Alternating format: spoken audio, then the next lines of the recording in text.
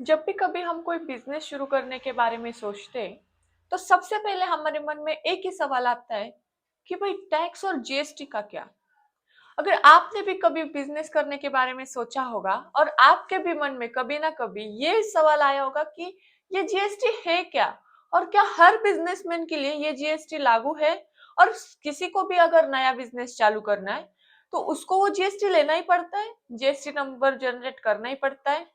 तो इन सारे सवालों का जवाब लेके मैं आई हूँ इस वीडियो में। नमस्ते, मेरा नाम है वैभवी और आप देख रहे निवेश विद वैभवी। इस वीडियो में हम बात करेंगे जीएसटी है क्या, और उसके क्या प्रकार है, वो किधर किधर अप्लाई होता है, और क्या वो सबके लिए एप्लीकेबल है या फिर सिर्फ कुछ चीजों पे एप्लीकेबल है। इन सब सवालों का जवाब मैं इस वीडियो में आपको देने वाली हूँ। तो वीडियो एंड तक जरूर देखें, ये वीडियो आपके लिए बहुत नॉलेजेबल होने वाली है। तो चलिए शुरू करते हैं।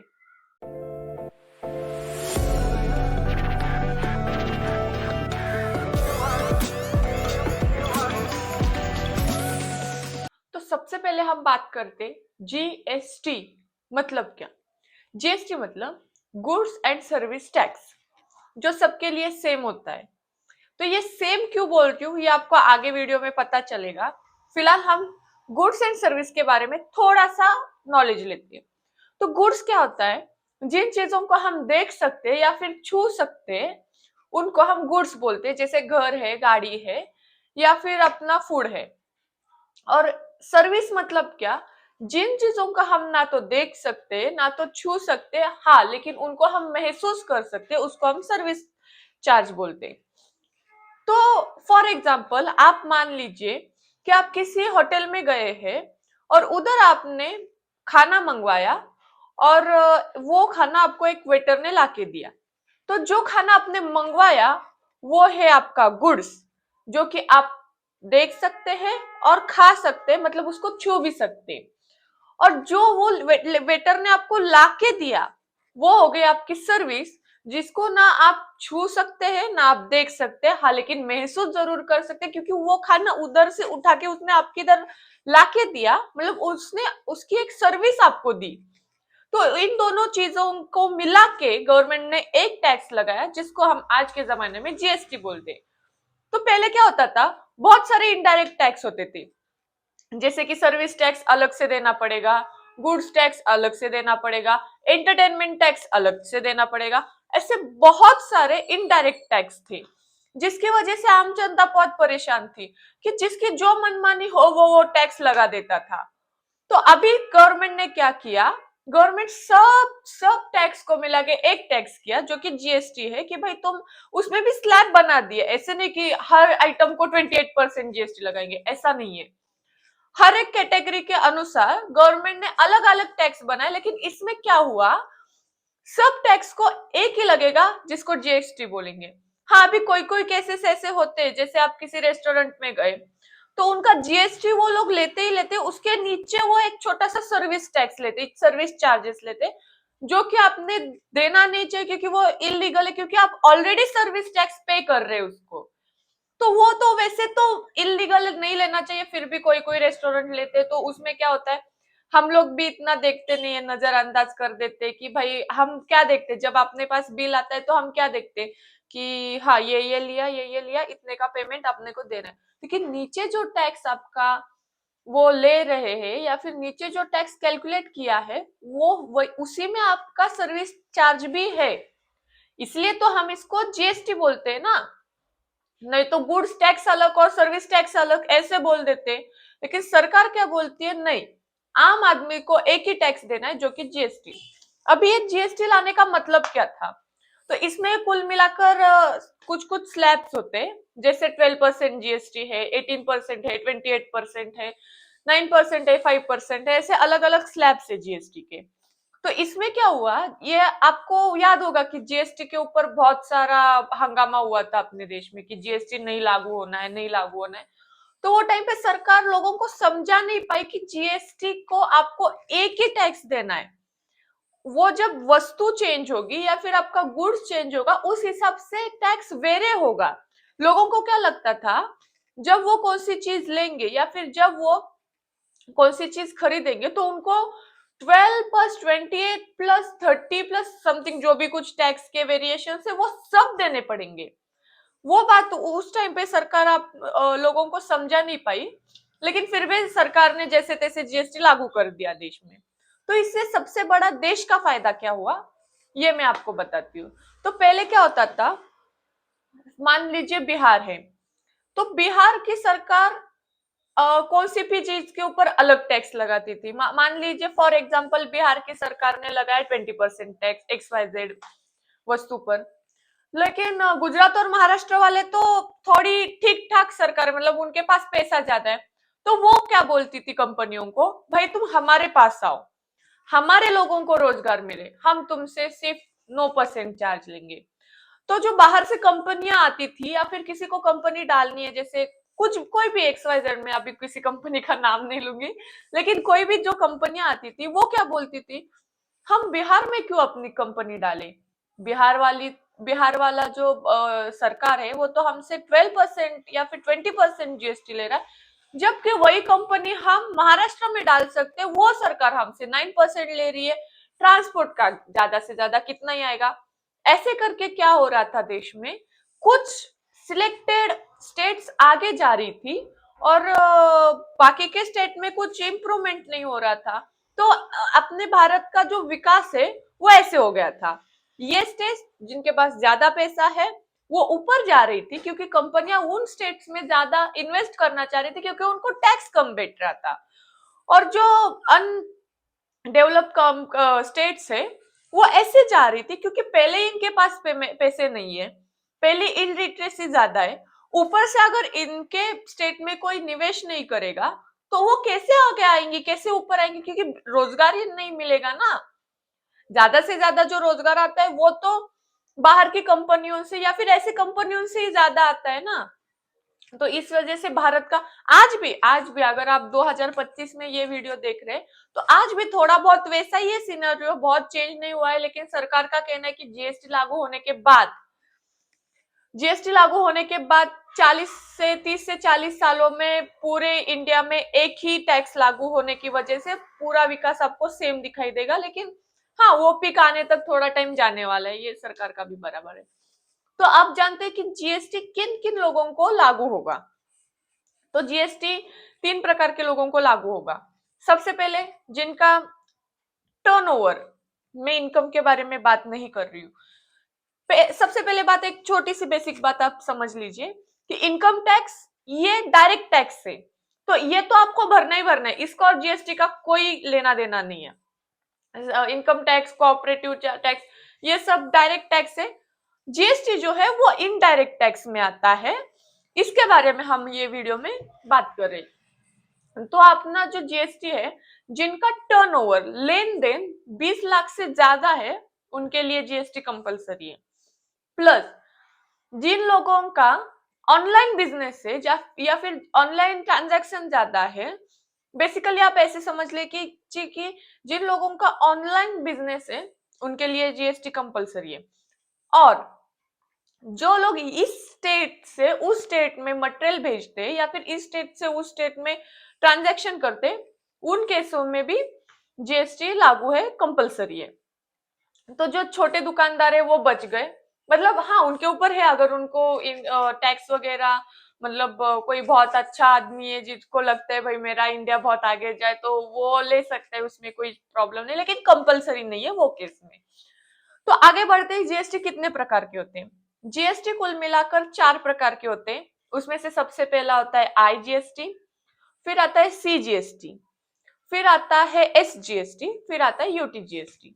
तो इसमें से जो सीजीएसटी और एसजीएसटी है, इसमें भी बहुत कंफ्यूजन होता था। लोगों को क्या लगता था, अगर फॉर एग्जांपल XYZ, अगर समझिए ये पेन है, ये पेन किसी ने खरीदा, तो लोगों को क्या लगता था, अगर इसके ऊपर 28% जीएसटी है तो लोगों को सीजीएसटी भी 28% और एसजीएसटी भी 28% देना चाहिए या फिर देना पड़ेगा, जो कि एकदम गलत बात है। उसमें क्या होता है, जीएसटी डिवाइड हो जाता है। एसजीएसटी मतलब स्टेट गवर्नमेंट के लिए जीएसटी होता है जो कि स्टेट को जाता है, और जो सीजीएसटी होता है वो अपने सेंट्रल गवर्नमेंट को जाता है। क्योंकि ये सब एरिया तो आता तो भारत में है ना, तो मतलब ये सब तो सेंट्रल के अंडर ही आता है। तो मतलब आप कौन से भी जीएसटी में अगर देखने के लिए जाएंगे ना, तो सीजीएसटी या फिर सेंट्रल जीएसटी वो कांस्टेंट रहता है। फिर वो आईजीएसटी वगैरह इसके बारे में भी मैं आगे बताऊंगी। तो वो जो होता है ना, तो लोगों को क्या लगता था, एक पेन पे 28+28 इतना जीएसटी देना पड़ेगा, जो कि गलत था। जो कि आपको सीजीएसटी 28% देना है, सॉरी सीजीएसटी 14% देना है और एसजीएसटी 14% देना है। इन दोनों को मिला के आपका 28% होना है।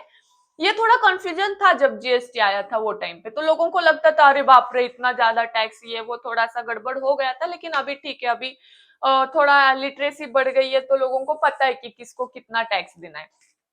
तो अब भी बात करते हैं आईजीएसटी के बारे में। अच्छा, ये जो सीजीएसटी और एसजीएसटी है, ये कौन से केस में लागू होगा?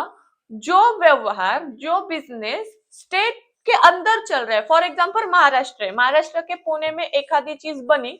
फॉर एग्जांपल महाराष्ट्र के पुणे में ये पेन बना और ये जाके बिका बॉम्बे में, तो उसको लगेगा सीजीएसटी और एसजीएसटी, जो कि 50-50% जाएगा स्टेट गवर्नमेंट को और सेंट्रल गवर्नमेंट को।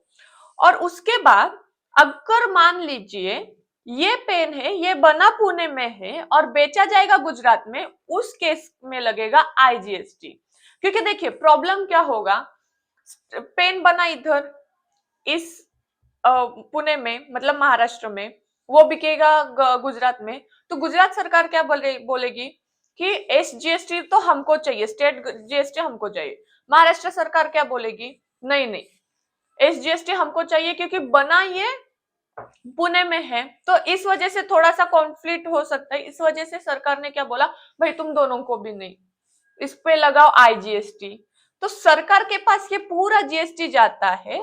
फिर सरकार क्या करती है, ये जिधर बना है उसको नहीं देती है, ये जिधर बिका है उसको वो जीएसटी देते हैं, मतलब 50%। इसके लिए आईजीएसटी को डेस्टिनेशन जीएसटी भी बोलते हैं, क्योंकि ये उस गवर्नमेंट को मिलता है जो गवर्नमेंट को, जिस स्टेट में ये पेन गया है या फिर वो वस्तु गई है, उस केस में उस सरकार को ये वाला जीएसटी मिलता है।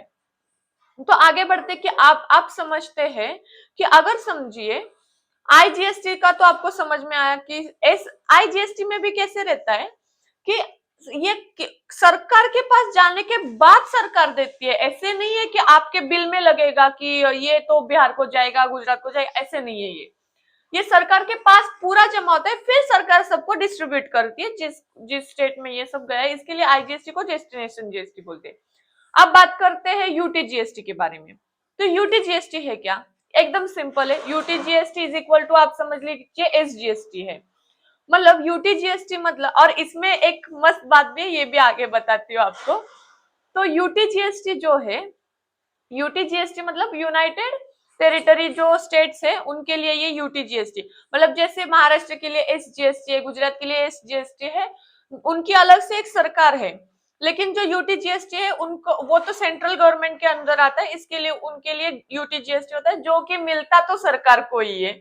यही वो बात है कि मिलता यूटीजीएसटी में कैसे होता है कि ये दोनों भी से सीजीएसटी वाला टैक्स भी मिलने वाला सरकार को ही है और यूटीजीएसटी वाला टैक्स भी मिलने वाला सरकार को, क्योंकि उधर कोई अलग से सरकार नहीं होती, वो दोनों, वो सब जगह सेंट्रल गवर्नमेंट के अंदर आती है।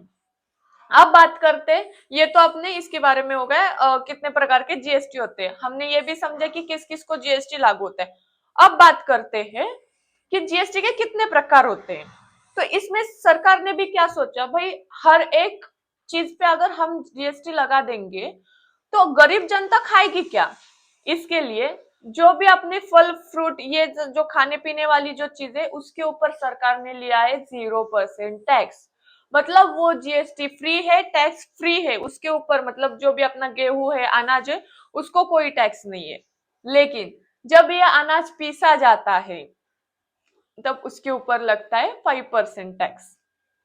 फॉर एग्जाम्पल, अगर गेहूं है वो अपने नेचुरल फॉर्म में, तो उसके ऊपर कोई टैक्स नहीं लगेगा। लेकिन जैसे उसके ऊपर कुछ प्रोसेस होते हैं उसके ऊपर टैक्स लगेगा। तो वैसे ही सरकार ने एक एक स्लैब बढ़ा दिया है कि जैसे जैसे आपका, फॉर एग्जाम्पल गोल्ड है, उसके ऊपर 5% टैक्स है। लेकिन अगर कोई गाड़ी है वो तो आपके मजे के लिए लिए आपने, वो तो आपकी इसेंशियल चीजों में नहीं आते, तो वो केस में आपको लगेगा 28% टैक्स।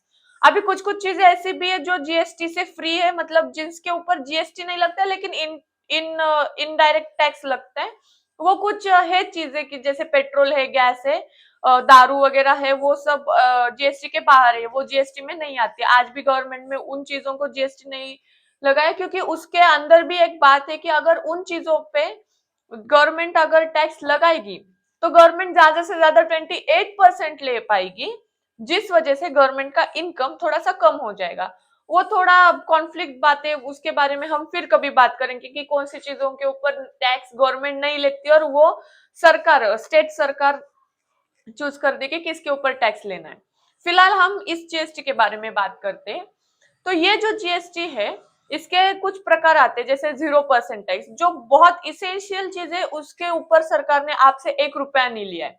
हाँ, लेकिन जो आपके मनपसंद चीजें हैं, जो आप आपके आराम के लिए लेते हैं, उन चीजों पे सरकार ने टैक्स लिया है। जो सबसे बड़ा टैक्स होता है 28%, वो सरकार लेती है।